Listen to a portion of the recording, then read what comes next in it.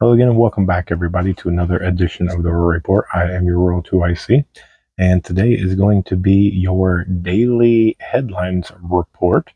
We're going to jump straight into this one as I have no special announcements, which will make some of you very, very happy.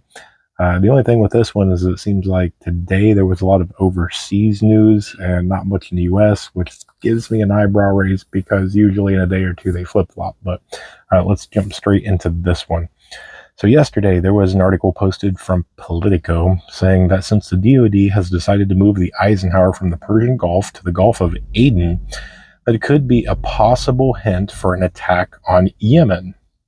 Well, it looks like there may be an announcement that may come as soon as tomorrow that there might be what is called the Operation Prosperity Guardian. Now, what is that? Well, that is the new kind of naval operation that will consist of 39 different nations focused on counter piracy and counter terrorism in the Red Sea. So we will see what that actually comes out to be. I don't know if that's going to be a cover for something. I'm not entirely sure. So we'll wait and see what actually comes out about that. Next, Damascus, Syria. It looks like two bases, United States bases, are reporting that they have new intelligence that says that there is a suggestion of a formation of enemy forces that might be preparing for a ground attack. So that's going to be a major escalation if that comes to fruition. Next is going to be Israeli hackers have shut down 70% of all of Iran's gas stations, and this comes as the Predatory Sparrow hacker group takes credit. So here we go, another report of fifth generation warfare, of this cyber warfare. So it looks like this is going to continue to go on as kind of the future goes. So data point. Egyptian leadership has come out with a statement saying that Cairo will not participate in any coalition against Yemen, but the war that is going on in Gaza does pose a threat to its national security. Okay, interesting data point there. Yeah, Egypt's. It'll be interesting to see where Egypt comes out about this. Next, I saw this. I'm going to throw this kind of in the middle. Again, this is in no particular order. Let me move over and post a picture right here. Okay. So this picture right here, Turkey posts this for its citizens. And this is posted by the Turkish Emergency Management Agency. And this is what they're putting out as their earthquake survival kit. Now take a good look at it. I know that it's not in English, but it has pictures.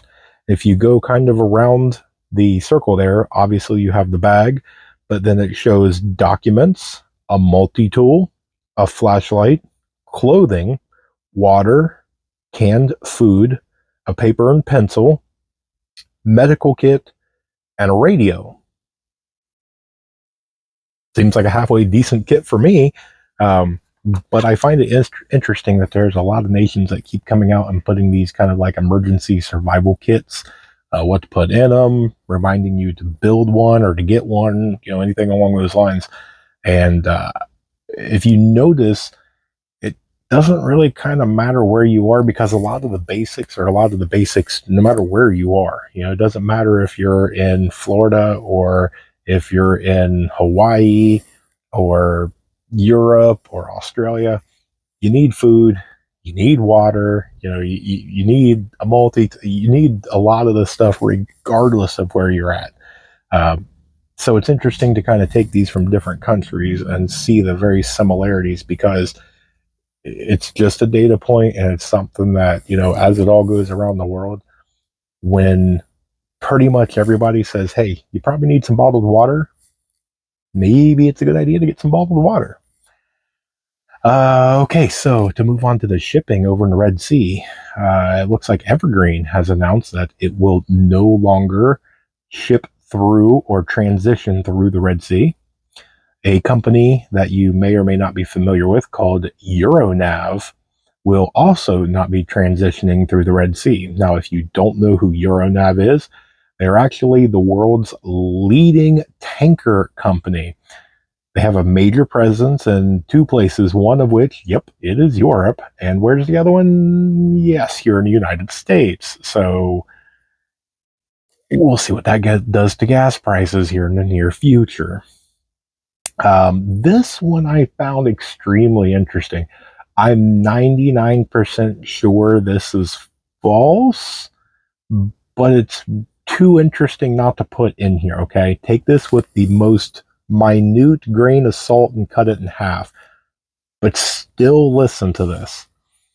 So, the Kurdish Workers' Party, okay, have come out on social media and other platforms and made the claim that the Turkish military have attacked them with a tactical nuclear weapon in northern Iraq. I would say if this was true, there would be a lot more chatter and a lot more different things coming out about this. I saw a few things come about this, which made me kind of perk up like, wait a second, hold on. If this is true, then this is a major deal. I don't see much. Now, granted, I found this probably 45 minutes or so before I started recording this video.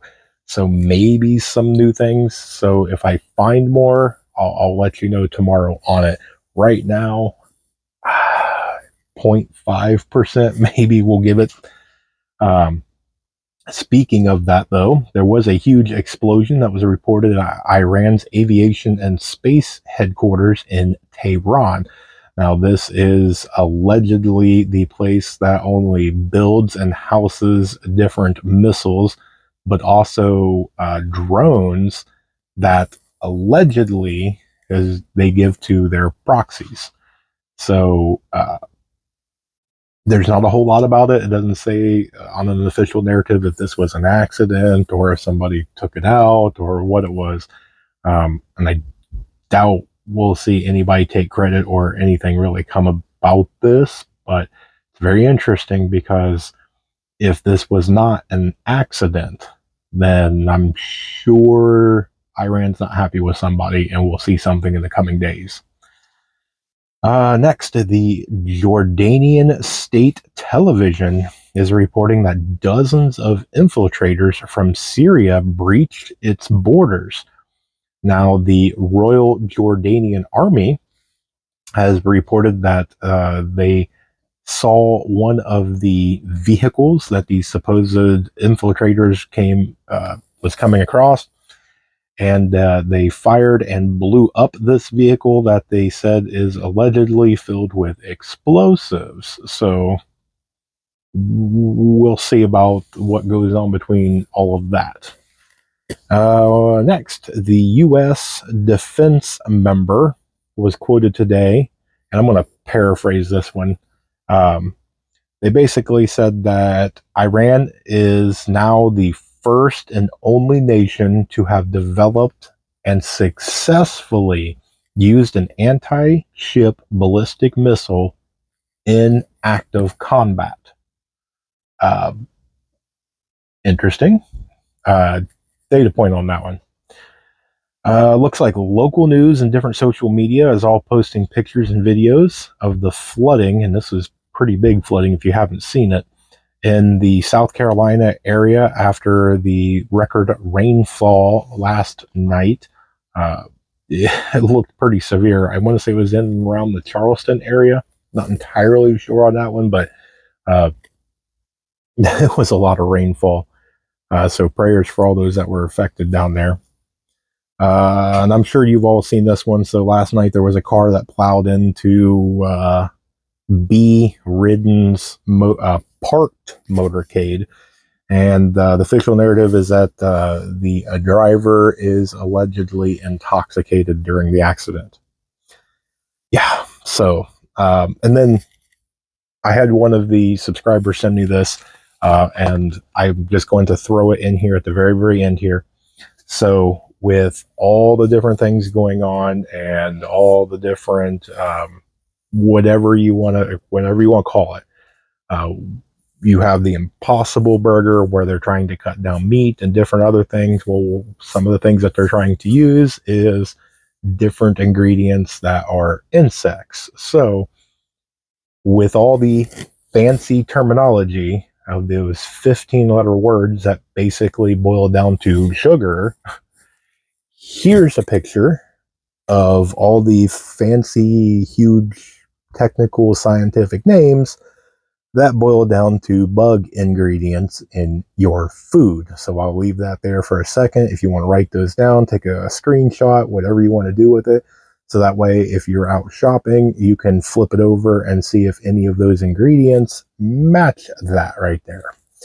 So, because I don't know about you, I ain't eating a bug, all right? So, that's all I've got for you guys today. I will keep a lookout on everything.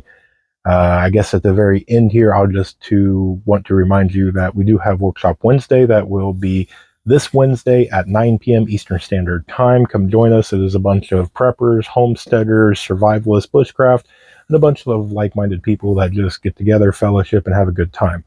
The special edition on this one is just like last week. This one is going to be a giveaway where we're going to play some different games, or we're going to give away some different prizes. This week, I'm going to be a little bit better on the way that I do this. Last week kind of went a little haywire, not on your end, on my end, okay? But I fixed it. I made it all better. Everybody's happy. So this week here, we're going to give away some pretty good prizes, I really think. So try and join if you guys have a minute to come hang out.